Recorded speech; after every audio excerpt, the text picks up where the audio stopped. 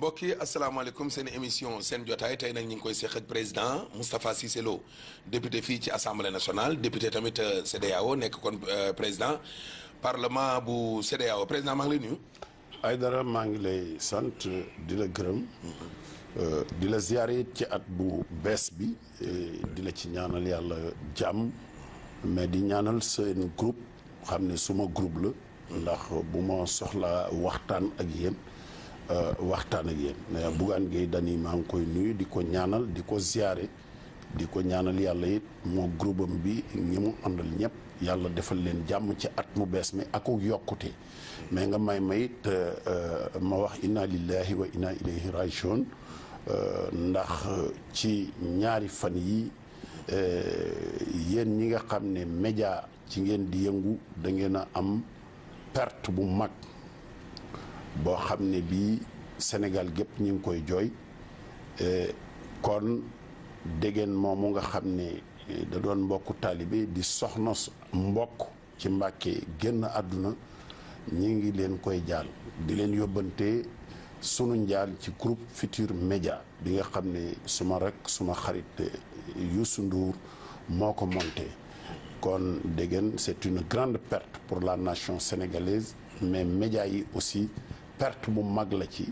ndax nit la koo xam ne rôle bi mu doon joué muy équilibre social daf ci doon joué rôle bu am solo kon demam bett na Sénégal bett na ñu bëree bëri te it Sénégal yaakaar naa ne bu doon am nañu garabam du dem ni ko Sénégal yëpp waaw kon maa ngi ñaan suufus Touba yàlla na woyof ci kawam borom këram it maître Ablaye Babou di sunu frère ñi ngi ko koy siyaare te di ñaan yàlla may ko xolu jullit ndax jullit ci boppam yàlla dafa def ne faw mu koy nattu faw mu koy teg ay tiis faw mu koy teg lu metti mais bala ñoo xam sa njullit mooy yàlla teg la ko nga nangu ko xam ne dogalu suñu borom la kon loolu moom la doon tàmbalee waxtaan bi di jaale tamit Cheikh Ousmane Diagne mi nga xam ni seen dëkkandoo la waaw léegi laa ko yëg Cheikh Ousmane Diagne léegi lañ ma ko wax yëguma ko woon mbokk la bu baax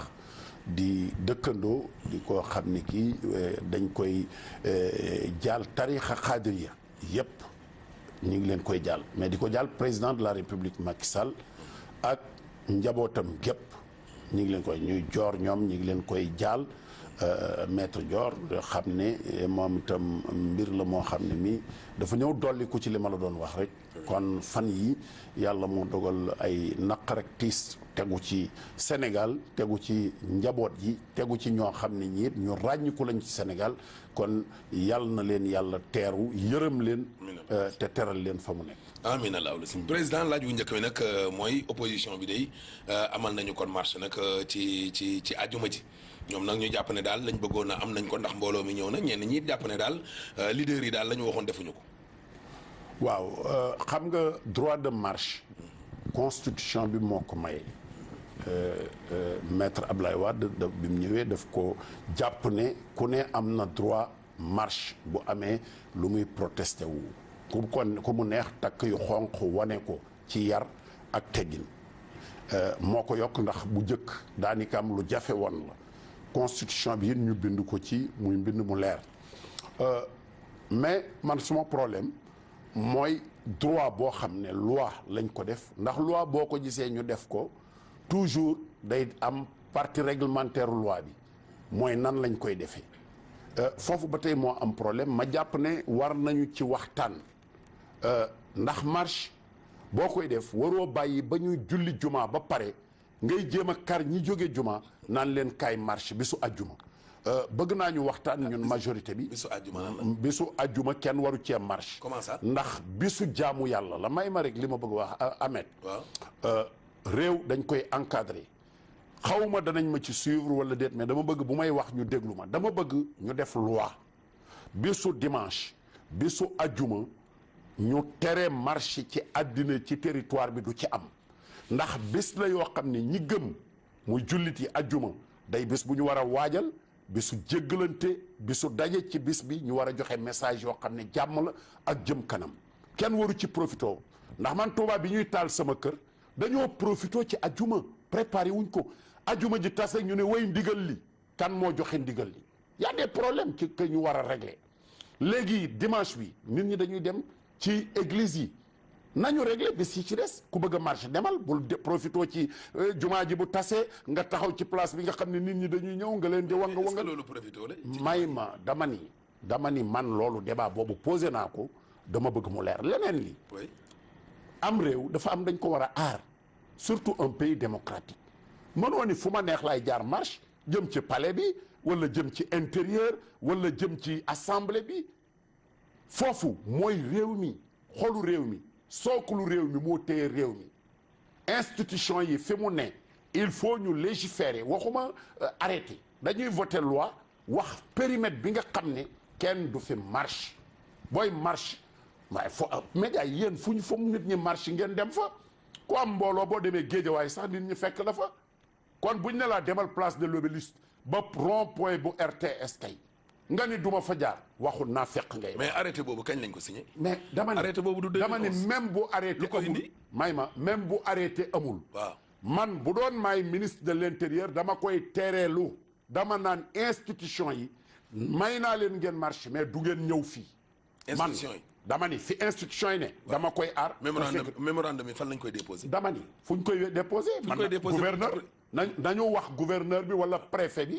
bu département ba bu ñuy wax ci wàllum fichier électoral fu ñu koy. dama ni déglul li ma la wax. dama ni bañu ma ko marche. bañu ma ko wax fichier. wax naa ko léegi Oumar Sarr suma frère la. nee naa ko Oumar yéen warul leen woon a daw léegi laa ko wax. dañoo daw ba pëccatu seeni dàll bàyyiwuñ ko fa. nee naa ko bu doon man maay ministre de l'intérieur sa maas gi laay kurkural ba jàpp leen du ma leen yóbbu rëbës de mais danaa la def retour de parquet fii ak ñeenti fan yóbbu la ci yooyi ba bu ëllëgee du ngeen def noonu laa ko waxee. mais comment ça. mais dadul yoon. pourquoi non dama ni président. dama ni acquis démocratique Macky Sall waru koo delloo amul ci braver la loi. comment braver la loi. mais l'autorité de l'État. état bi am ay loi. braver wuñ ko de. dañ koo braver ndax dañ ñu leen may nañ leen. mais ndey loi yi mooy cartum réew mi di constitution. dama ni moom moo santaane mais charte bi dañ koy sàmm kan mooy gardien bi. waaw. le gardien de la constitution c'est le président de la république. moom lañ fal ci kaw ñëpp. waaw mais bu moo yor suñu sécurité di wàllum. may ma moo yor sécurité bi ak bu réew mi. waaw teg fi ay ministre ak premier ministre. waaw ñuy sàmm politique bi ñu définir. mais bu ñu nee fii amul sécurité pour nit jaar fi xamoo dañ faa teg bombe. fan moo amul sécurité. fi ñu wax. xanaa dëkk bi kon amatul sécurité léegi. may ma tuuti. dama ni Pacifique lañ wax. dama ni yéen doo leen wut ay militaire. dama ni sa kaw lal yow ak sa néeg amul sécurité. dëkk bi am na sécurité. dama ni am na ko.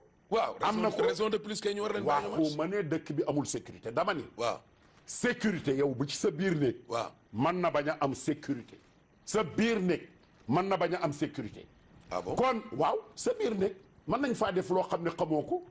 kon da nga ciy veiller kiy sàmm sunu sécurité nag xam ne moom am na information yoo xam ne yow amuloo ko bu la nee tey jii may naa la marshal waaye côté bii daal moom doyuma pour kenn marche fi bu dee ab républicain nga da ngaa war a dem organiser wu marche foofa bu dee nag da nga bëgg a affronter état ni état comme li ngeen wax ni nga ko waxee woon ni gàkku nee na xaw ma nu mu ko waxee maa ko déglu nga ko doon wax. ci interdiction bi. am na loo ni moom la waxoon. non daf ne kay moom muy naaj wala. lu tax defu ko lu tax moo jëkk a daw bay dàllam. daw daw ba tag bi waaye ay dàllam fa la ko. gisoo image yi. waaye dama ni ay dàllam. yow gisoo image yi. yow yaa ngi woon fii ci biir assemblée. waaye man maa ngi fi mais dama ne ñoom ñëpp a daw. Gàkku dawul de. lu tax ñëwuñu yéen a leen ah kay. lu tax ñëwuñu. mais yéen a leen door ay grenade mais fu ñu daw jëm. mais marche noonu lay demee. yéen M23 fii nii. da ngeen a ñëw ñu door leen ay grenade. ay dara waaw. ay dara waaw xam nga le 23 kenn terewul woon Ablaye Wade deful arrêté ne bu kenn ñëw. ca la ñu jógee def arrêté ba. waaye déglu ma dama ne 23 Ablaye Wade terewul moo tax nit ñi ñëw bés yi Ablaye Wade tere leader ya fa nekkoon naka jekk dañoo pëccetiku comme mënaat di doon am nañu daw dugg ci kër place de l'Obélisque bis buñ tere mais nañ waxante dëgg dama ni état bu amul autorité dootu état. tey jii ministre de l'intérieur moo yor sunu sécurité bu nee fii kenn mënu fee marche dem leen marche feneen. lan mooy autorité kilifteef. l'autorité de l'État mooy le droit. mu sàmm le droit. le droit. mais nit ki tam boo ko xañee droit mais nit ki boo ko xañee droit yéen ñaata yoon ngeen autorisé gu marche. doo ma déglu nañ waxante dëgg nag yow it nag yow yaa fi wax léegi ne Ablaye Wade bi mu ñëwee vraiment am na jéego bu mu ci def yaa ko wax. fukki marche ak benn laa demandé yëpp dañ koo bañ biñ ma dàqee comme député. kañ maa ngi Mbaye Ndiaye ci biñ nekkee opposition. waaw non yow yaa fi wax léegi ne Ablaye Wade. waaw mais dama lay wax ci takk morsoy xonq ak ñaxtu def na ci ay jéego. waaw mais Macky Sall président Macky Sall ak kii démocratique yooyu. bu ko avancé lu waru ko delloo ginnaaw ñu marche. ñaata la bàyyi ak place de l'Obélisque ñaata yoon Ablaye Wade toog fa wax lu ko neex ak waa opposition bi. fépp ñuy bàyyi ñuy marche mais dama ni. xam nga li ma civil barkile ngeen leen di dàq il faut nga d'accord ak man ci li ma wax. dama ni waaw. bis bu ki nga xam ne moon war a sàmm.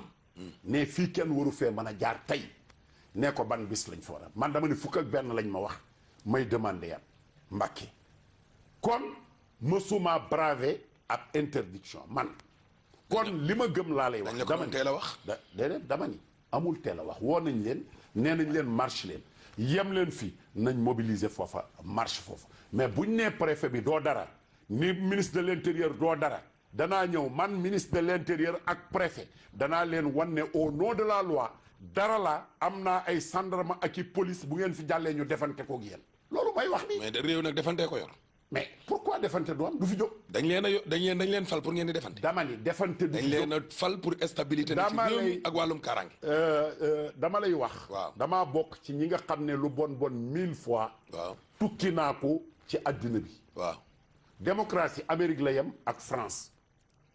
Amérique ak France bis bu nañu won la ne policiers yi bu dee ñu yaradiku ñëw nañu di dof-doflu dañu leen di duma ba yeew leen mook séeréer yi jàpp leen duma leen yeew leen. mais ñi yaradiku may ma dama ni France laa wax ak Amérique ñooy modèle yi séeréer yi ak policiers yi dañuy encagoulé wu duma leen yeew leen ndax woyu duma nga koy. dañuy encadré marché de. chaque jour ñu seetaan dama ni mais buñ débordé ñu duma leen. dama ni buñ débordé ñu duma leen. waaw ñooy say royukaay. waaw tee def noonu. ah si ñooy su. waaw doo leen yow it doo leen encadré. mais dañu leen a encadré ñu bëgg a débordé. déedéet. ankay yow kay da nga leen ne fii doo fi jaar. mais dama ni fii doo fi jaar rek amul ca France. xam nga un aveu. waaw. gis nga ñu naan dañ fi jaar par force. waaw bu fa dara amoon. ci kaso bi lañ leen di yóbbu. parce que mënoo ni par force li nga wax loi bi danaa ko braver ba pare ñu lay bàyyi. gàkku moomu bu waxoon dara ñu rey fa nit ci kaso bi lay fanaan parce que moo wax ci rajo yi ne par force dana fi jaar moo ko wax. waaw mais te amul sañ-sañ gàkku mooy kan. mooy kan. nday luwaaye ko may. dama ni may ma. constitution bee ko may ne ko boo bëggee marché nga marché. citoyen simple comme tout le monde. amul droit autorité bi wax mu ne par force fi la ñuy jaar. qu'il pleuve ou qu'il neige danaa fi jaar. mais autorité bi dafa am lu ko. dama ni wax ko. wax ko lu tax mu daw. dafa daw. yow kay yow yaa gis daw. waaye ñoom Omar Sarr ñi ngay wax ñi ngi fii dañoo pëcc gis naa léegi suba jigéen Seynabou Wade nee na moom daa màggat parce que séram dafa xottiku ma ni ko xanaa da nga doon daw sér bu xot laaj ko mi ngi fii kon kay liñ doon wax gëmuñu ko wax naa ko léegi biñ ma laajee dama ni mais damay bëgg a tiit ndax xam nga ñun gars yi dañ naan diw góor jigéen la parce que amul fit te ñoom fan yëpp gone yaa ngi wax naan ci ñoom am na ci ay góor jigéen ci ñoom opposition yi ñoo xam ne dañu nekk ci góor jigéen ñu leen di jox xaalis ak leneen man gëwuma ko woon waaye tey jii bi ñu waxee li ñu wax ba pare weddi ko ci place bi tey bis na ko tey gëm naa ne ay góor jigéen a ngi ci ndax góor bu waxee talaatay ndeer moo waroon dekki dañoo waroon a am courage. dañ koo dekkil kay. ku absenté. dekkaluñ dara. tuddal ma kenn ku absenté ci daw ne comment daw. ku teew da ngaa daw. da ngaa daw dégg naa ci kenn koo xam ne ki daa daw dugg ci taxi ba daw ak moom jiital gone yi ba pare pëccatiku koo xam ne kii te yow li ñuy wax gëmuñu ko. wax naa leen ko nee naa leen simple na Abdoulaye Daouda na wut benn groupe policier ñenn ñuy wax ñooñu ñu fexe ba ni leen noos rek. teg leen ci roq léegi woy sama ndey ngay dégg parce que yi ñuy wax gëmuñu ko. waaye xanaa yéen noonu ngeen bëgg a yoree réew mi. yéen daal bëgg a yor groupe police. naan leen nuus. di dóor xam nga police lu mu fi kaso xam nga gendarmerie police ñu leen di fay non c'est que nguur aussi kenn mënu koo yoree noonu. police xam nga lu muy yéen loolu moom jiin nañ leen ko. doo ma déglu. xam nga police ak gendarmerie lu muy jëriñ. lan lay jëriñ sàmm la sàmm ma. d'accord sàmm seen njaboot. bu amee ay vayu lii bàcc li di wax yoo xam ne ay bandits à col blanc la. waaw ñoo xam ne dañu bëgg a tasaare réew mi ñooñu des leen di jàpp wan leen liñ daan. waaw d'accord mais président ñoom ñett la ñu wax ne loolu moom moo tax ñuy kaas yow kay da nga leen ci war a jàppale ko en tant que républicain ñoom wàllum ressource nu mu tuddati wàllum ressource alalum réew mi la ñu wax. ak processus électoral may ma ñëw rek ak lu jëm ci wàllum droit. di mbirum liberté ñoom ba léegi taxawuluñ benn yoon ne dañuy coaliser wala dañuy ànd déedéet ñoom ñett yi la ñu wax. te loolu yëpp nag. doo déglu ma wax yow mii sa mbir a ngi ci ma déglu xam nga lu ma wax Omar Sarr. Omar Sarr léegi laa ko wax ndax li may wax. damaa ba non dañ doon waxtaan. ndax Omar dama ko wax ni ko. waaw bu doon da ngeen ni dañoo bëgg ressource gaz ak pétrole bi leer. waaw ci la ñuy marche. wax ñu ko te ngeen gëm dëgg. loolu lañ wax may ma mais may ma li ma ko tontu. waaw acca man bu ngeen ma invité sama xàpp lay takk nekk ci kanam en tant que président du parlement de la CEDEAO pour ni nañu leeral lépp lu bokk ci gaz ak pétrole. na leer may ma ñetti point lañ wax te loolu bokk na ci loolu ñetti point lañ wax loolu bokk na ci. déglu ma xam nga ñoom bu ñu waxee loolu dañoo waroon a leeral ñoom. ressource naturelle déglu ma xam nga pétrole ak gaz bi ñu koy tudd ci Sénégal yàgg na. waaw xam nga Ablaye Wade dox na ci ay jéego. waaw ndax li Frank Timis wax dégg nga ko. nañ ci dellu si na am na lu ñu wax déglu ma rek dama lay wax. bu doon dañu bëgg a leeral dañoo waroon a génnee ñoom fiñ ci yemoon ndax defoon nañu ay pré contrat yoo xam ne gis nañ ko Ablaye Wade tey ji bi waar mi mën na laa jox pré contrat. ñoom libéraux yi. ñoom Ablaye Wade yoo xam ne yii lii lañ nasoon lii lañ def Ablaye Wade signé ko ak ministre am ay ministre am Madické Niang gis naa ko yoo xam ne boo ko signé ak Ablaye Wade ci affaire yooyu ñoom dañoo waroon a wax Sénégalais yi ñun fii lañ ci toll woon lii la ñu naroon a def xam nga jërul xeex waaye Macky Sall bi mu ñëwee lii nu naroon ba def ko muy projet bi leneen lii la def mën a taxal nit mais doo toog rek di wax leneen beneen problème boo xam ne il faut ma wax ko man dama dégg sama rak Sonko inspecteur des impôts et domaines nekk un brillant inspecteur mais yàlla def na nag expérience bi bëriwul ndax fukki at ak juróom-benn la def ci inspection bi. nga ne expérience bëriwul. déedéet parce que. dafa am loo xam ne ku am expérience. doo ko wax inspecteur impôt caaxaan dala koo def. Sonko damaa dégg mu wax ni. waaw am na benn redressement fiscal boo xam ne bii da ko doon def. kooku tegal ko 100 millions jëlu ko moo ko wax wala waxu ko gis nga ko ci site yëpp wala gisoo ko ay dara yow laay waxal. waaw yeggali rek. bi mu ko waxee dama ni kii defe naa ne lam doon jàng xamu ko. ah bon mbaa amul expérience ndax dafa wax lu garaaw lu kenn mësta wax moom inspecteur des impôts et domaines la. ay redressement fiscal mu war koo suivre ci ay entreprise yoo xam ne yi soit déclaré nañu wala li ñu déclaré matul nga yónnee ko aw këyit ni ko fukki milliards ak ñaar nga war a fay wala fukki milliards ak nangam ndax dossier boobu ay milliards yu bari la woon dossier boobu muy wax moom mu koy suivre waaw bu dee ki mu ñëw nee na ko kaay ma ger la jox la téeméeri million bu ko waxee kaay ma jox la téeméeri million da koy bàyyi rek mu dem. da ko doon boole. da ko waroon a jàppalu benn war koo dénoncer kooku ndax kooku bandi la c'est un délinquant. fiscal mais waaw léegi nag kookee laay laaj Sonko ngir yàlla. mu wax kan la. na wax sénégalais yi boobu entreprise ban la woon ban année la woon ñaata la ko doon redressé. lim ko waxoon ni ko moom la war a fay ñaata la ba mu waxeek moom ba jëlul 100 millions yi ba pare ñaata la fayloo kooka loolu laa bëgg mu wax ko loolu bu ko waxee daañu xam ne kii de ku juba jub la. jub kay weesul wax sa alal yëpp. may ma tuuti. Sonko moom wax naa alalam yëpp. waaw mais ba pare da leen défier ne maa ngi défier nag responsable APR yëpp ak régime bi man daal lii laa yor. mais dama ni. ñeent fukki junne ak nangam. waaye defal nañ ko ñaari virement mu mat 1 million et poussière. yor fii nii R+1 bi fii nii. si te kër góor gi di ko fay. yorul dara. xam man ko xam te kër ga ñëpp a ca ne nag. ay dara. waaw man xam naa xaalis ku mu neex. waaw wut sa ponkalum coffre-fort denc ko fa. xam nga waaw. réew mi compte bancaire yi. yéen de bi ngeen ñëwee ba léegi coffre yi sax da ngeen koy daji. waaw may ma dama ni. waaw compte yi ñi ci bàyyi xaalis bariwul. mooy beneen bi moom wax na ni am na kër R+2 kër góor gi. waaw na wax ban année la ko wax ak ban année la commencé liggéey. wax na ko kay. non dama ni déedéet waxu ko. ban année la commencé liggéey. la war a leeral nit ñi. privilège bu toll ne kër góor gi. mu man faa am. ndax inspecteur yëpp amuñu fa de. da ko doon fay de. waaw waxuma fay ak bañ a fay dama ni bala ngaa fay dara dañ lay nangul. waaw nga am. dañ la koy nangul. dafa am yoo xam ne xanaa du salarié. waxuma salarié mais yow demal kër góor gi ba xam da nga fa am kër.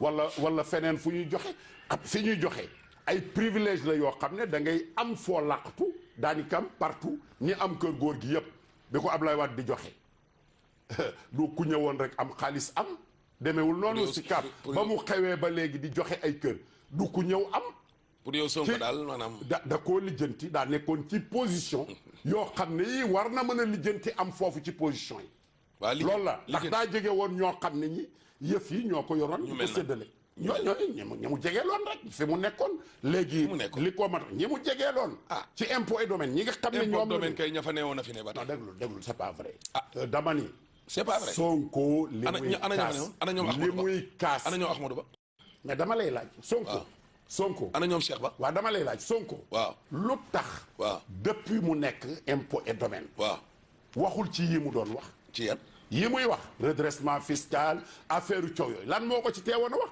moom mi fi parce que lii moo gis fi mu nekk nii gisu ko woon c'est pas vrai c'est pas vrai dara barke Sëriñ Bamba changé wu li doon dox foofu du changé wu day wax nit ñi ñuy dénk suñu pétrole ngeen ñëw wut seeni ay dama ni pétrole entreprise fayoo leen pétrole nañ dem publicité dellu soit waaw nañ dem publicité dellu soit pétrole bi dara amu ci d'accord président nañ dem kon publicité dellu soit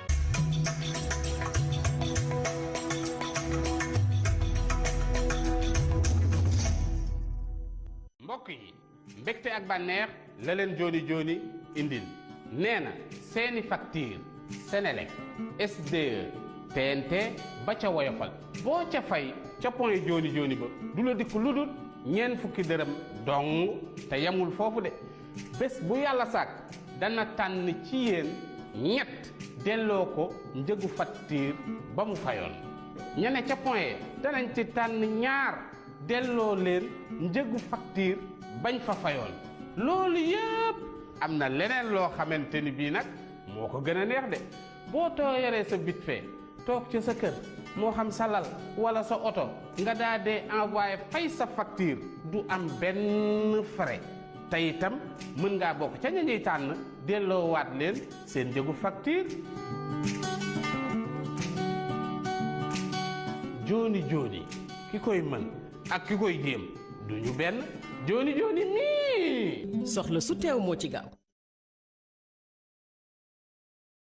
Offrez plus à votre bébé avec les couches Kalinex. Et oui, Kalinex finance les études de vos enfants dès leur naissance. Jusqu'au 31 décembre, achetez les couches Kalinex, découpez 3 logos Kalinex, mettez le tout dans une enveloppe et envoyez à BP 2603 Dakar RP. Donnez la chance à votre bébé de bénéficier gratuitement de la prise en charge de sa scolarité de la maternelle au primaire. Chaque mois, Kalinex choisit 2 bébés et finance leurs études. Service client 33 864 17 88. Kalinex, la douceur d'une maman.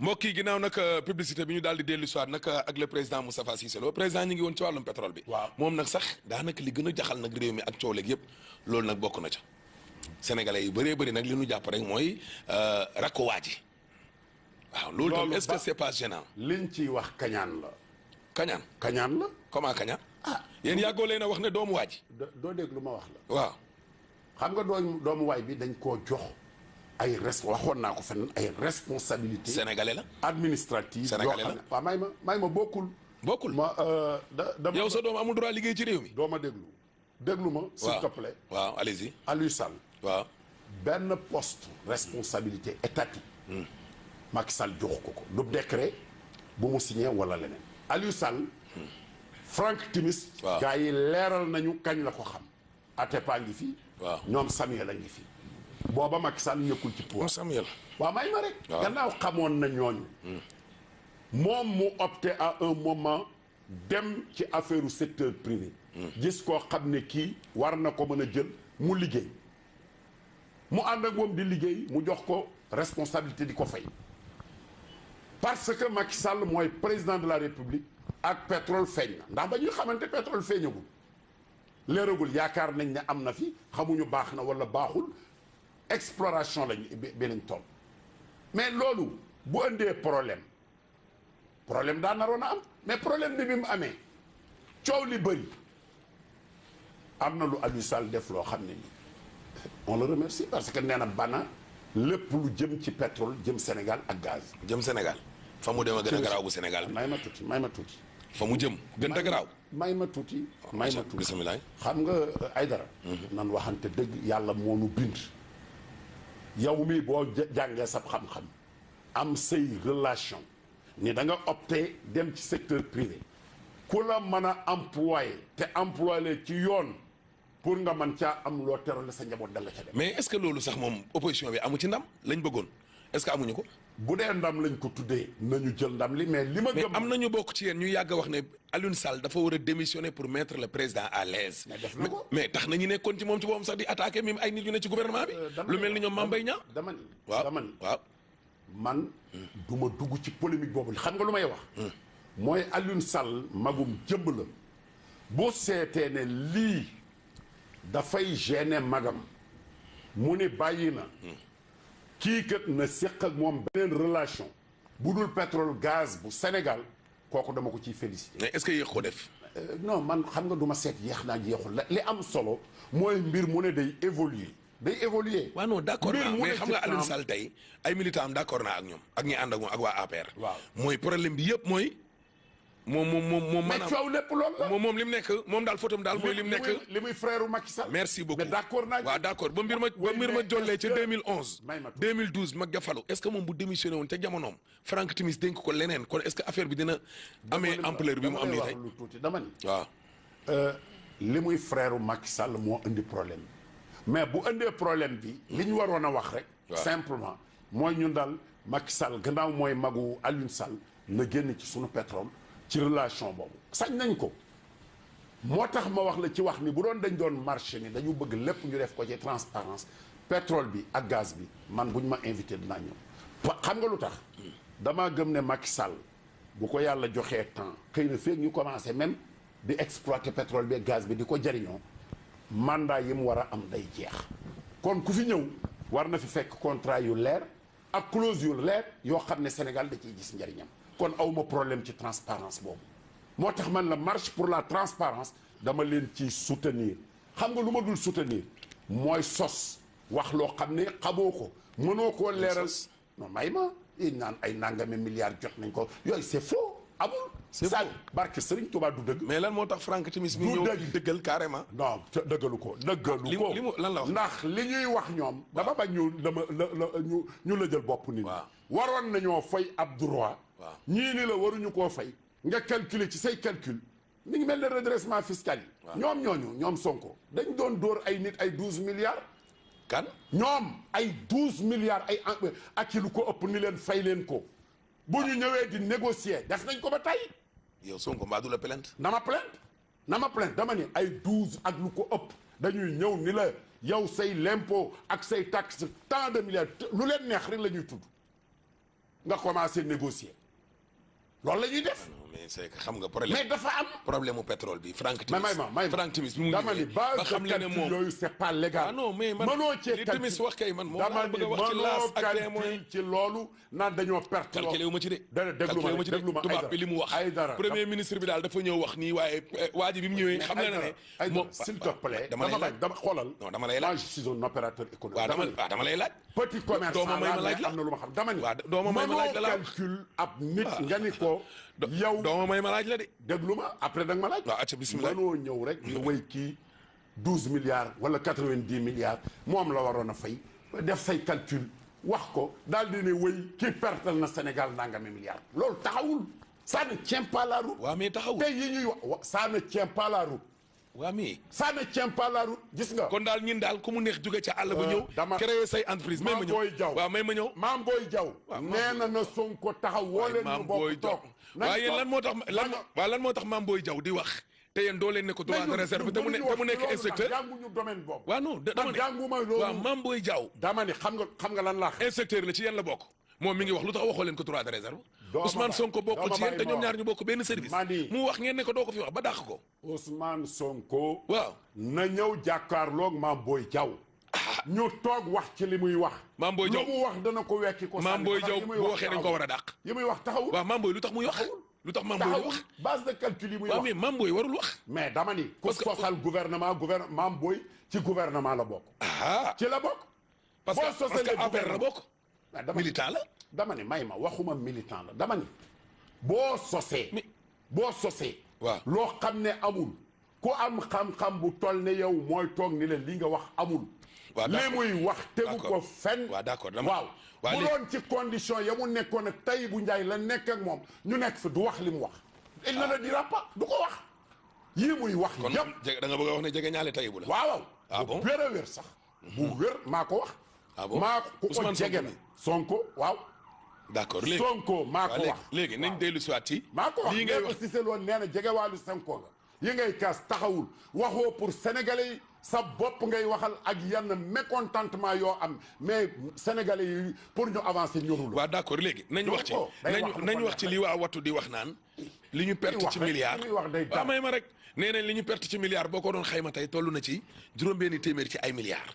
yéen ngeen ba koo wet waaw may ma ñëw. loola kon fekk na Ablaye Wade perte looñu ay milliards yoo xam ne suufu Ndakaaru si jaay moo tax ñu dàq ko. moo tax ñu dàq ko doo ma déglu. doo ma déglu bu limi foncière bi seen waa kër nekk moo tax ñu dàq ko. Sonko fu mu nekkoon bi ñuy jaay suuf si. Ablaye Wade dañ koo dàq. waxuma loolu. benn question pose lui la question lu mu doonoon. bi ñuy jaay suuf si di tabax ay jinne ji nga xam ne amaluñu njariñ. jinne jan monument bii. daaneloo leen ko de. waaye waxuma loolu te yéen ko doon kaas. doo ma déglu. waaw fu Sonko nekkoon ba ñuy jaay transaction yooyu xam ne suuf la woon yuñ doon jëndanteeg jaay fan la Sonko nekkoon. waaw dama lu ko teewoon a wax. waaw président loolu scandale yooyu. président bàyyil Sonko li nga wax ci moom dafa bëri di jaayante kër góor gi suuf si di ko fab di ko lekk ak CICES booba lépp mi ngi ci biir. mais lu ko teewoon a wax nañ dellu si waat daal ci ñii nga wax ñii nga ne dañuy estimer rek waaye ñoom daal li ñuy wax dara nekku ci dëgg. dara du ci dëgg waaw d'accord ba tey. waaye moom waaw d'accord mais tubaab bi kay moom bi mu ñëwee moom li mu wax dafa leer ñoom duñu fay impôt parce que société yi nga xam ne maanaam ñoom ñoo fi nekk lu ñu ay sénégalaises waaw kon kay ku mu daggee ca làng nga ñëw rek bu la neexee daal nga wut say nit après nga commencé gars yi foofu la ñu waxee ne maanaam li ñu perte ñin li ñu fayul ñin boo ko estimé toll na ci 600 000. loolu laa ne du dëgg li ñu wax dara du ci dëgg ay baliverne la. ak i waxi politique politicienne dara du ci dëgg seen thèse la ñu soutenir mais li ma la wax kay nañu teg sunu nit ñii ñu toog ci table mu wax am nañ ñu mën a tontu. yéen kat da ngeen a bañ. woo na leen wala Mame Boye Diaw woo na leen. nee na leen kaa la ñu débat télévisé. Mame Boye Diaw woo na ko. ku daw daa daw. ku daw. Sonko. waa léegi wool. Sonko woo ko. Mame Boye Diaw kay bu bëggee ñu toog. waaw d'accord waa léegi. man day pare naa waaw dinaa ko organiser. jeex na. waaw d'accord ñu dem mu wax li muy wax mu wekki ko sànni fële li muy wax taxawul mënul indi benn lu taxaw. waa mais waaye li muy wax du dara waaw dama ne sànq wax nga lu am importance mooy waa PDS ñoom coow li yëpp ñooma ndax affaire baa nga déclenché avant nga ne Macky di falu. waaw du noonu. waaw mais ñoom ñooñu kay ak fii mbir mi tey toll nii contrat pétrolier yi yëpp ak gazier yi mais nañ ko génne. moom laa la wax. moom la gars yi di wax nii di. mais li ma la wax dafa clair. dama ni la. waaw même bu doon ñoom nee nañ décret bi signé guñ ko woon. waaw amoon nañu projet yoo xam ne yi. def nañ ko ñaari génn na am na yu ci génn. ma koy signé ñaari décret. am na yu ci génn. Kayar bi offshore bi profond bi ak Saint-Louis ba. déglu ma kon yooyu. ma koy ko signé waaye déglu ma waxuma loolu. mais Macky ñëwul rek fekk loo xam ne dafa vierge mu tàmbali ko. nañ jël affaire bi buñ bëggee mu leer loolu mooy wax bi c'est clair li ci des nag ay impôt nga koy calculer fekkub commerçant nga naan ko wéy waroon ngaa fay patente nangam ak nangam ak i impôt dóor ko nangam pour mu négocier yooyu nañ arrêté yooyu. le malaise Alioune Sall amul ci gouvernement bi. non man de man awma benn malaise parce que gisuma lu mu def loo xam ne man na ma jox malaise man. gisoo malaise. non franchement gisuma ko man laa wax. gêné wu leen. man ça ne me gêne pas. gêné wu leen. ça ne me gêne pas. Gêné Aliou Sall am na droit dem secteur privé yëngutu ci. am na ko. gêné leen a tax mu ne ma mettre leen à l'aise. oui mais peut-être loolu moo ko sentir moom. moom mënoon na sentir ne coow li ci moom ñu koy tudd. te magam yor nguur gi bëggul gêner magam mu bàyyi. ci ministre de la république di ko wax. waaw déggoo li ma la wax. mais dama ni man du ma wax loolu li ma xam nga man sama xam-xam laay wax. d'accord ministre de la république la ma wax dama ni. moom def na lu baax parce que jàpp na ne coow li di continuer parce que employé nañ ko ñu jàpp ne am na benn intérêt ci pétrole wala gaz mu ne bàyyi na man dama ko ciy félicité. da nga ko ciy félicité d'accord nañu ñëw nag ci wàllum processus électoral bi loolu tam bokk na sax ci 3 points yi nga xam ne moom la ñuy kaas ak carte biométrique yi ñoom daal jàpp nañ ne daal élection yi daal am na loolu leen ci waajal. sama page Facebook félicité na Sénégal parce que carte d'identité biométrique il faut nga wax politiciens yi nañuy suivre li xew Sénégal ne ci monde planétaire la nekk boo xam ne bii day signer ay protocole ay convention ak état yi ci des CEDEAO moo recommandé ñu def ay carte d'identité biométrique pour ñu processus d'intégration bi ñu accélérer ko ba nit ñi mën a di déplacer wu ci espace CEDEAO bi installé wu clairement carte d'identité la yoo xam ne mënees su ko falsifier yu clair la buñ ko amee ñu profitoo def ci sunu carte électeur defe naa ne kon kuy waxati sàcc ndax numérique lay doon dootoo mën a tudd sàcc. à 9 mois Sénégal moo ko. à 9 mois des élections xam nga lu am solo. mooy teg sur place loo xam ne dans 6 mois képp koo xam ne kii bëgg nga changer sa carte d'identité yow mën nga suba nga changer ba lundi. fii ak 6 mois. lundi nga changer. yaakaar ngeen ni mën ngeen fay am plus de 2 millions d'électeurs. non xam nga lu am solo. loi dama ni la boo koy def cim réew. ni Sénégalais yi dem leen ngeen def nii kuy Sénégalais di citoyen dafa war a jéem a dem ci commission yi bindu. seet fi muy voté mu wax loolu warul am coow moo bu ma gisee ñu ci coow damay tiit refonte partielle ab fichier boo xam ne bii bu dee 6 millions ca ne presque 3 millions ya nekkatuñ fi ñii tukki nañu ñii dee nañu ñii voté wuñu fichier boobu jàpp naa ne war nañ ko renouveler. d'accord nañu. loolu waaye la ngeen cay cabaxal moo doy waar. non dama ni Sénégalais bi ñëw taxaw sa kanam nga ne ko di nga voté wala doo voté loolu yëpp lu mu ci wuti Aïdara waaw non dama lay laaj Sénégal noo ko bokk. ku ñëw di bindu.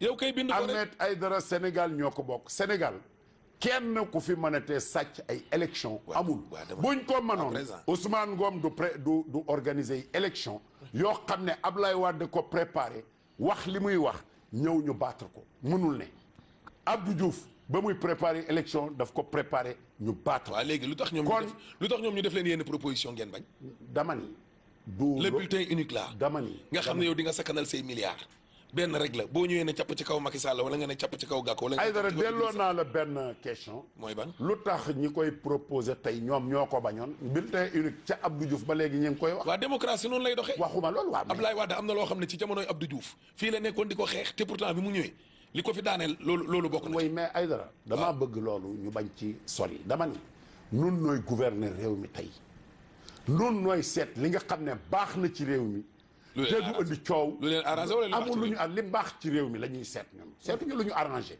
bon ndax li ñu arrangé moom ñëpp ànd ak ñun moo ñu arrangé te yàlla du ko def kon dañuy teg système boo xam ne sénégalais yi danañ ci gis seen bopp bu ñu demee ci voté daañu mën a voté librement choisir bulletin unique ak 10 bulletin benn la nit ki gannaaw xàmmee na ab candidat bulletin bu mu ci jël bés bu ñu seetee ne bulletin unique war naa am mën nañ koo doxal Sénégal bu baax daañu ko def mais kenn mënuñu koo imposer on refusera ndax ñoo yor majorité bi. kon daal yéen daal lii fi mu nekk nii réforme yi daal yow lépp nga ca d'accord. mais d'accord naa ci kay ndax dama ko voté je suis tout à fait en phase avec le président. et mon parti. loolu laay soutenir kuy bindu kay loo koy laajee ndax di nga voté wala doo. dañ la koy laaj. ba xam bëgg nga voté wala bëggoo voté. waaw loolu lan la ci. mais dama ni yow koy vote bi forcé la war a nekk. boo bëggu non. France ñu ngi koy waajal. àggagunu foofu. France ñu ngi koy waajal. ñun te yow yaa ne France moom mooy suñu modèle ci wàllum démocratie. àggagunu foofu waajal nga wax. waajal nga wax. waajal le droit civique là. mais dañ ko war a forcer képp ko am 18 ans. comme service militaire. Aïdara démocratie. waaw ba mu tàmbalee France. waaw. ñun xamuñu luy démocratie. dañoo coloniser woon 4 communes fi doon voté bàyyi suñu processus démocratique mu dem ni mu war a dox. mu dem ni muy dem. waaw ñu doxee lentement et sûrement. na dox lentement et sûrement mais du ngeen ñu imposer lu ngeen bëgg ñi koy def. am na yeneen yoo xam ne tam def jiboleeti ka gis nañ sax mu wax ko temps yi passé am na sax yenn waa APR yoo xam ne d'accord ci ñu ne daal nañ jël élection yi yóbbu ko 2019 yow loolu d'accord nga ci. loolu suma parti discuté gu ci. yow sa xalaat laax en tant que sénégalais responsable may ma tuuti. waaw man xam nga ne duma koo xam ne dañuy wax nangam rek ma adhéré ca wala ma rejeté ko.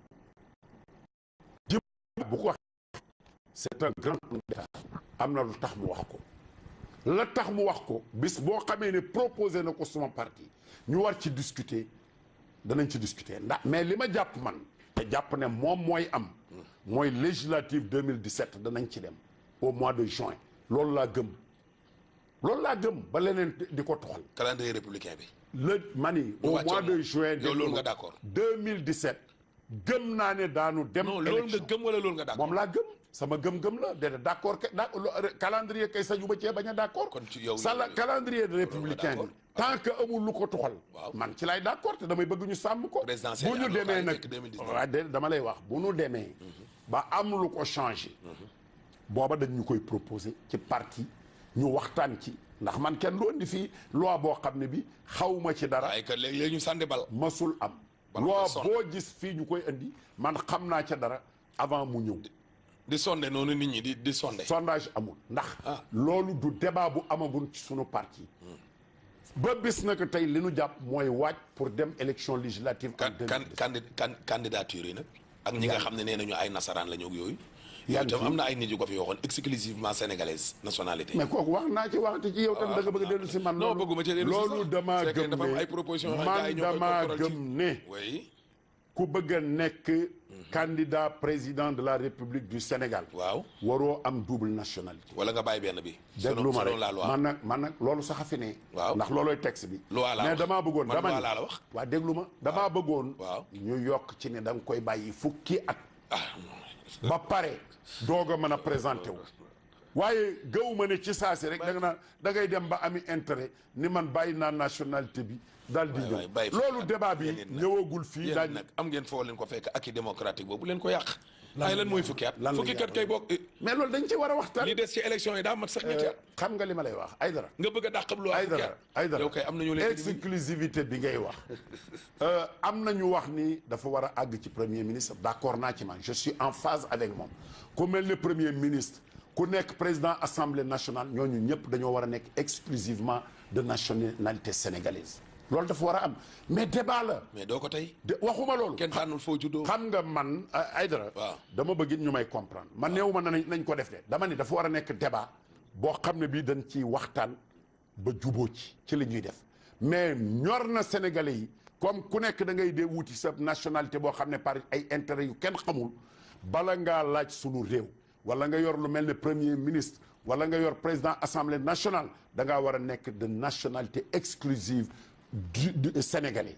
leneen li war nañ cee yokku de ay at ñenn ñi nee nañ juróom man nee naa fukk am na ñu ni ñaar mais nañu xool lan lañ ciy def. lan lañ ciy def d'accord président laaj bu mujj bi rek gis nañ ne que député yi at bu ne wala assemblée bu ñëw dinañu dem seeti prison yi et cetera mais ba léegi daal gisaguñ daal yenn changement yi bari ci conditions yi. waaw mais man ay dara wax naa tout dernièrement ne bëgg na maa dem ci prison yi ni ma ko daan defee. ndax man damaa gëm ne prison moom la ñu war a mujje yóbbu nit ki pour tëj ko dañu war a xool ba amuñu beneen solution ñu doog a tëj nit ki ndax prison condition yañ fa nekkee ba ma fa demee samay rangooñ tuuru na ndax metti na neexu teg ndax kenn yëgul woon sa dam nekk wala sa jàpp wala sarak mais loi moo demee noonu du président bee ko def du gouvernement bi condition yuñ fekk la te bari na it ci réew yi waaye ñu gaaw góorgóorlu ba améliorer condition de vie détenu yi xam ne kenn la jombul ku ne mën ngaa dem kaso erreur bu ndaw mën na la faa yóbbu jàpp naa ne lu ñu war a def la jàpp naa ne daal ñu désengorger kaso yi war na wax naa ko président nee naa la ba ma fa demee ba jógee fa laa taxaw ni ko nañu accélérer ñi nga xam ne délit yi ñu def du rëy ñu bàyyi leen ñi nga xam ne la leen fa yóbbu dañ naan way dafa escroquer délit la mais war nañ koo yedd yar ko teg ko ci condition yoo xam ne du dee tëdd fee di fa jële leneen way dafa leboon xaalisu jàmbur war nañoo fexe ba mu engagé wu pour bu génnee mu liggéey fay mais condamné ko ay 2 ans parce que dafa leb 1 million jàmbur wala leneen yooyu baaxul man ànduma ci crime yi rey nit mbaa vol en réunion boo xam ne wóor na du ay jiiñ ñeneen ñi nga xam ne way dañu jël benn joint yamba ñu tëj leen 10 ans d'accord uma ci dañ ko war a xoolaat je suis contre ndax bari nañuy tux yamba fii ak di drogué wu te ay kilifa lañu dañuy tux yamba di drogué wu te kenn mënu leen a tëj nga jël benn gone rek parce que jël na benn joint te am na ay kilifa yuy def dox yamba drogué wu am na def lu gën a bon yàlla bu muri woon mbalaanum sutura mi wallaay da nga gis kilifa bu ñu gis muy daw xel woo xam ne danaan bu ma kenn gis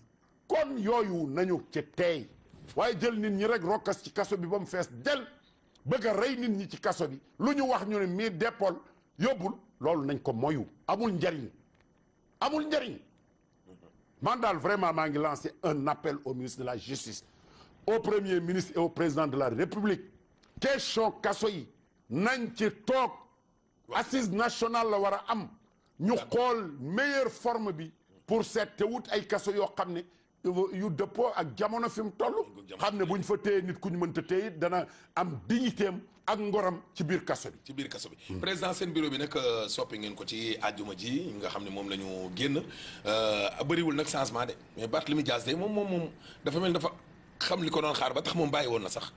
waaw mais. ko dem ca mars ba nee na bana de toute façon nit ki bu dee bana nee na bëggatu la nekk ci bureau bi parce que Benno Bokk Yaakaar ay escroc lañu loolu la wax man suma wàll baal naa ko man li mu wax baal naa ko ndax Benno Bokk Yaakaar laa bokk et je l'assume mais gëm naa ne man du ma escroc man loolu laa gëm waaye nag gannaaw doom la comme ni mu ko waxee jarbaat la. te it biñ ko waree jàpp ci kaso bi bokk naa ci ñi dox lu ko génnee man. génne barke Cheikh Ahmadou Bamba. ah. billahi dugal nañ ko ci kaso bi. may ma tuuti biñ ko jàppee tëj ko ci kaso bii Ablaye Wade tëj ko. waaw dox guddeeg bëccëg laa dox baayam xam na li ma wax pour mu génn ci kaso bi. kon nag ñun bu ñu boolee benn saaga ni nun ñëpp ay escroc lañu Benno Bokk Yaakaar te nun nuy kilifay Benno Bokk Yaakaar mais baal nañ ko addinaangu noonu nañu bàyyi rek tuuti ci kanam. man loolu rek laa ci am lu ma ciy wax que bureau bi moom sant président de la république ndax ku ci ne y compris Moustapha Niass président moo la fi teg moom rek mooy seet ni bureau bi nii la ko bëggee ñu def ko bureau bi soppiwu ko Barthélémy bàyyi na parti socialiste andi na fi déglu ma rek déglu ma ma wax da nga maa laaj bu ma dagg amul ci addina bi fépp rupture ngeen woote dama ni président Macky war naa toog ca palais ba ne leen yéen député yi léegi moom moo fi teg ku fi ne ah bon liste bi nuy demee moo koy def Benno Bokk Yaakaar wax ni c'est grave li may wax dafa clair dama ni ñoo ngi def mais dafa grave la waaye danga doo ma déglu li fi nekkoon Senghor Abdou Diouf Ablaye Wade waaw nekk ci addina bi aux États-Unis ñu koy tànni moom la ñu tànni yéen a wax rupture non rupture agul foofu ah bon agul Macky Sall majorité bu ko jàppale lay wut waaw xam nañ loolu mooy financer parti bi mooy financer élection yi moo nuy financer ba fa ñuy dem di campagne ku fi nekk te delloo ngor Macky Sall ndigalam ngay wéyee man de Macky Sall li muy voté loolu laay voté man moom laa lépp dama ni Macky Sall lu jëmale réew mi la fiy teg loolu laay voté Macky Sall moo nu def li nu doon moo nu def man moo ma def vice président saxal ma fi def ma président du parlement de la CEDEAO ma jiite fukki réew ak juróom te nag man ko lool mais de maître laa yore parlement bu ña fa nekkoon ay ka fa jëkk a jaar professeur Ali Nouhoum Diallo la malien la ka fa tegu président de la république la woon Mamane Ousmane ka fa tegu mooy vice président sénat du Nigéria ay motaara koy dar yu baree bari mais ni ma yoree parlement bi yore wuñ ko woon parlement bi ci jub ci leeral ci jaar ci yoon en 8 mois j'ai transformé ce parlement am na ñu doon wax woy Cissé Lo mais je les mets au défi Idrissa Seck je le défie maa ko dàq yor assemblée ak parlement ak Sénégal Idrissa Seck barke Cheikh Ahmadou Bam duma moroomam billahi ndax moom sàcc la c'est un voleur Idrissa Seck est un voleur lan la sàcc moo sàcc fonds politique yi maye ci sax Ablaye Wade ku ko dégg Idrissa sa leader toog na fi ne ci largesse Ablaye Idrissa Seck man profité naa may ma Macky Sall wax Idrissa na ko Seck dafa li Idrissa wax la Macky wax Idrissa daa sàcc alal ci tabeewu Ablaye Wade la ñu doo ma déglu Idrissa oui. daa sàcc fonds politique yi Ablaye Wade mu tëj ko sàcc moom mu ni affaire grand bandi la mbirum politique la woon waaye dama ne moo ne mbiru grand bandi la moment de partage du butin la problème bi moo leen dal ci pétrole leneen li ci des Idrissa Seck ci boppam dem dagg suuf si cité de l'alternance gars yi ku ci am foofu moo nekkoon buur ak bumi ñoom ñoo ko daal da ngeen a singile li ngay wax déglu dama lay wax rek dama ne nax nit ñi kenn mënu ko mënoo toog fii vraiment ñu jox la fonds politique yi Ablaye Wade yi nga fab ko Ablaye Wade Idrissa Ablaye Wade jox ko Ablaye Wade nee na da ko jox dépense li mu ko jox mu kaala wala des ci kees ga dolli ca tëj ko ci kaso bi mu dem signé protocole de Rebeuss la dem protocole gaa yëpp wax yéen ngeen ñëw signé Doha waaw déglu ma waaye génne ko yow gisagoo ko la signé nañ ko mais ñun dañoo gis kilifa yoo xam ne signé waaw doo ma dégg kan la mais kilifa yu bari toog na défier leen de ñi fi wax naan ñi ngi ak protocole yëpp nee leen kaay leen ci télé bi waaw wuyu ma génnee leen këyit kenn génnewu dara wuyu ma ñooñu ñëpp mënuñu fen waaw yow da nga ko mbaa ñu sos yow gis nga protocole dama ni fu ñu ko signé dama ni man gëm naa li ñu wax man mënumaa wax gis naa dama naan gëm naa li ñu wax ndax Idrissa Seck laa gëmul waxam laa gëmul parce que ànd ak moom d'accord non non Idi du wax dëgg ba mu dalee wax ba tey day naxe rek ak di sabaraka xaaxar ak taaxuraan d'accord président kon ñu ngi lay gërëm di la sant maa ngi lay fay Aïdara jërëjëf Aïdara jërëjëf maa ngi santaat sa groupe sant la ci teewaay bi te di la ñaanal jàmm quoi te li ñuy leeral rek na leer nañ ci bopp ñëpp allahumma salli ala sayyidina muhammadin wa sallim jërëjëf mu nekkoon seen émission seen jotaay tey nañ ñu ko doon seq ak président Moustapha Cissé Lo des responsables tamit APR di leen jox kon dig daje ci beneen numéro incha allah.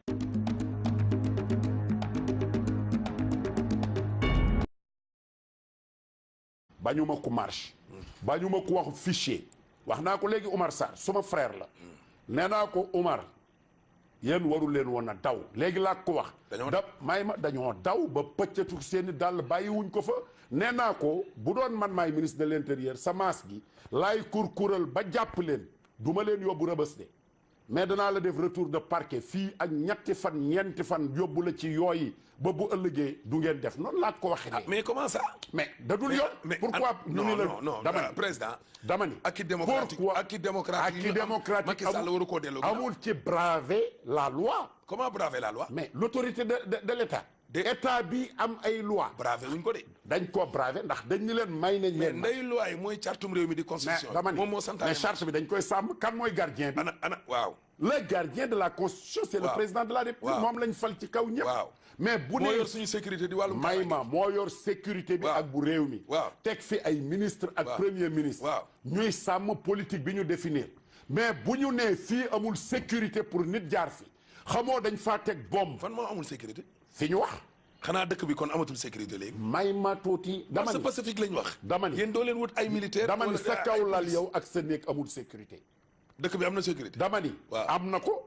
waaw am na ko raison de plus que ñu war leen. waxu ma ne dëkk bi amul sécurité dama ni. waaw sécurité yow bu ci sa biir néeg. waaw mën na bañ a am sécurité. sa biir néeg mën na bañ a am sécurité. ah bon kon waaw sa biir néeg mën nañ faa def loo xam ne xamoo ko.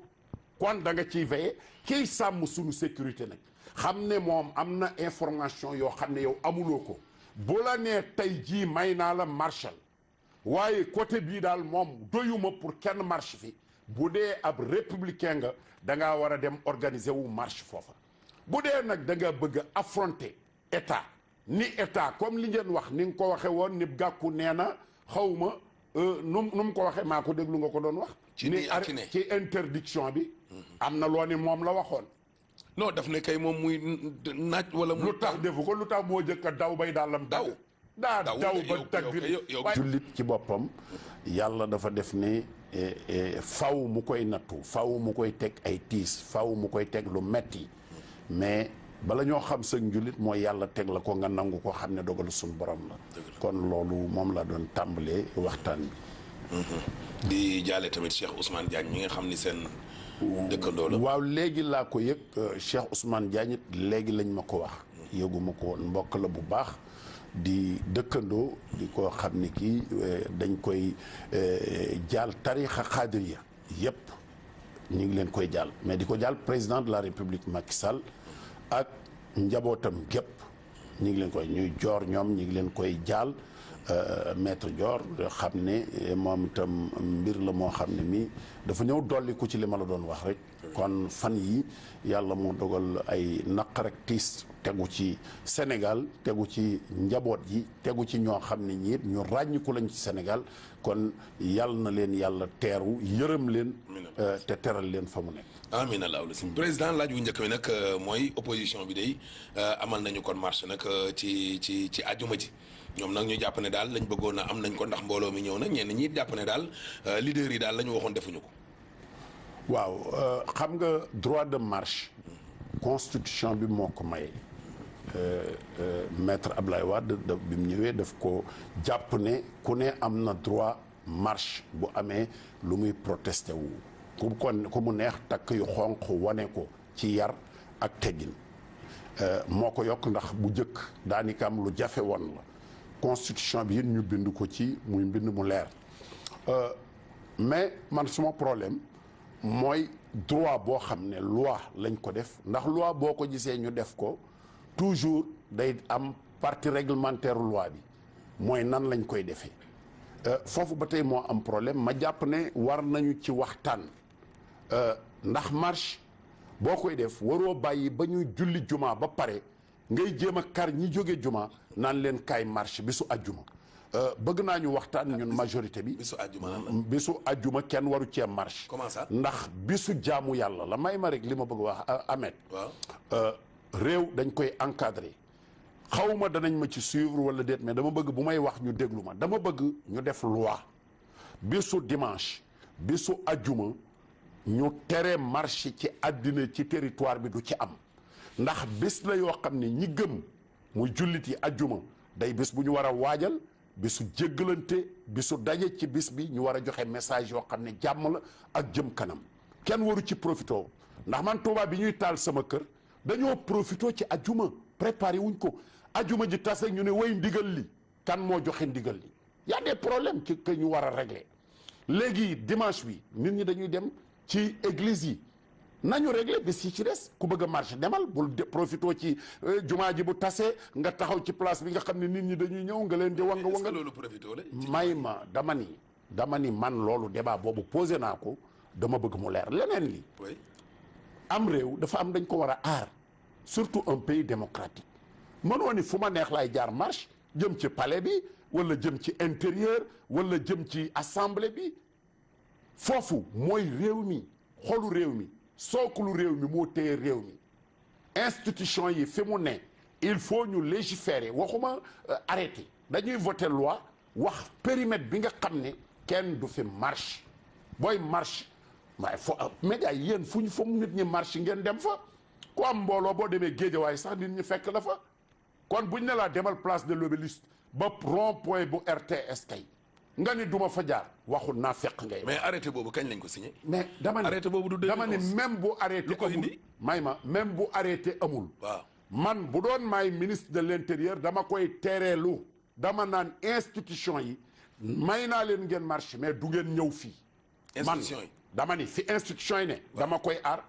mémorandum yi fan lañ koy déposé. dama ni fu ñu koy déposé. fu ñu koy déposé gouverneur nañu wax gouverneur bi wala préfet bi. waaw bu département ba bu ñuy wax ci wàllum fichier électoral fu ñu koy. dama ni déglul li ma la wax. dama ni.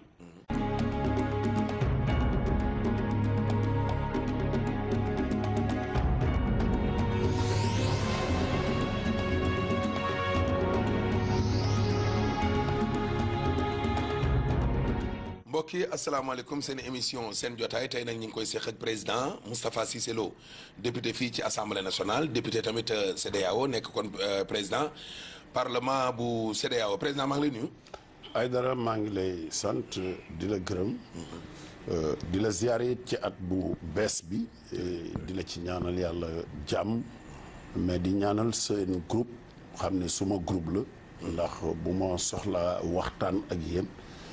Waxtaan ak yéen Bougane Gueye Dany maa ngi koy nuyu di ko ñaanal di ko ziare di ko ñaanal yàlla it moo groupe am bi ñi mu àndal ñëpp yàlla defal leen jàmm ci at mu bees mi ak yokkute mais nga may it ma wax inna lillahi wa inna ilayhi rajiun ndax ci ñaari fan yi yéen ñi nga xam ne média ci ngeen di yëngu da ngeen a am perte bu mag boo xam ne bii Sénégal gépp ñu ngi koy jooy kon déggeen moomu nga xam ne da doon mbokku taalibe di soxna mbokk ci Mbàkke génn àdduna ñi ngi leen koy jaal di leen yóbbante sunu njaal ci groupe Futurs Médias bi nga xam ne suma rek suma xarit Youssou Ndour moo ko monté kon déggeen c'est une grande perte pour la nation sénégalaise mais médias yi aussi perte bu mag la ci ndax nit la koo xam ne rôle bi mu doon joué muy équilibre social daf ci doon joué rôle bu am solo kon demam bett na Sénégal bett na ñu bëree bëri te it Sénégal yaakaar naa ne bu doon am nañu garabam du dem ni ko Sénégal yëpp waaw kon maa ngi ñaan suufus Tuuba yàlla na woyof ci kawam borom këram it maître Ablaye Babou di sunu frère ñi ngi ko koy siyaare te di ñaan yàlla may ko xolu jullit ndax ay dàllam fa la ko non gisoo image yi waaye dama ni ay dàllam yow gisoo image yi yow yaa ngi woon fii ci biir assemblée waaye man maa ngi fi mais dama ne ñoom ñëpp a daw ko dawul de lu tax ñëwuñu yéen a leen ah kay lu tax ñëwuñu mais yéen a leen door ay grenade mais fu ñu daw jëm mais marche noonu lay demee yéen M23 fii nii da ngeen a ñëw ñu door leen ay grenade ay dara waaw ay dara waaw xam nga le 23 kenn terewul woon Ablaye Wade deful arrêté ne bu kenn ñëw ca la ñu jógee def arrêté ba waaye déglu ma dama ne 23 Ablaye Wade terewul moo tax nit ñi ñëw bés yi Ablaye Wade tere leader ya fa nekkoon naka jekk dañoo pëccetiku ku mën a di doon am nañu daw dugg ci kër place de l'Obélisque bis buñ tere mais nañ waxante dëgg dama ni état bu amul autorité dootu état tey jii ministre de l'intérieur moo yor suñu sécurité bu nee fii kenn mënu fee marche dem leen marche feneen. lan mooy autorité kilifteef. l'autorité de l'état mooy le droit mais sàmm le droit. mais le droit. mais nit ki tam boo ko xañee droit mais nit ki boo ko xañee droit nag yéen ñaata yoon ngeen autorisé gu marche. doo ma déglu. nañ waxante dëgg nag yow it nag ay dara yow yaa fi wax léegi ne Ablaye Wade bi mu ñëwee. vraiment am na jéego bu mu ci def yaa ko wax. fukki marche ak benn laa demandé yëpp dañ koo bañ biñ ma dàqee comme député. kañ maa ngi Mbaye Ndiaye ci biñ nekkee opposé. waaw non yow yaa fi wax léegi ne Ablaye Wade. waaw mais dama lay wax. ci takk moor sooy xonq ak ñaxtu def na ci ay jéego. waaw mais Macky Sall président Macky Sall ak kii démocratique yooyu. bu ko avancé lu waru ko delloo gi bàyyi ñu marche. ñaata la bàyyi ak place de l'Obélisque ñaata yoon Ablaye Wade toog fa wax lu ko neex ak waa opposition bi. fépp ñuy bàyyi ñuy marche mais dama ni. xam nga li ma civil barki léegi ngeen di dàq il faut nga d'accord ak man ci li ma wax dama ni. waaw bis bu ki nga xam ne moon war a sàmm. ne fii kenn waru fee mën a jaar tey ne ko ban bis lañ fa war a man dama ni fukk ak benn lañ ma wax may demandé yan Mbàkke kon mësuma bravé ab interdiction man kon li ma gëm laa lay wax dama ni teel a wax déedéet dama ni amul teel a wax woo nañ leen nee nañ leen marche leen yem leen fii nañ mobiliser foofa marche foofa mais buñ nee préfet bi doo dara ni ministre de l'intérieur doo dara danaa ñëw man ministre de l'intérieur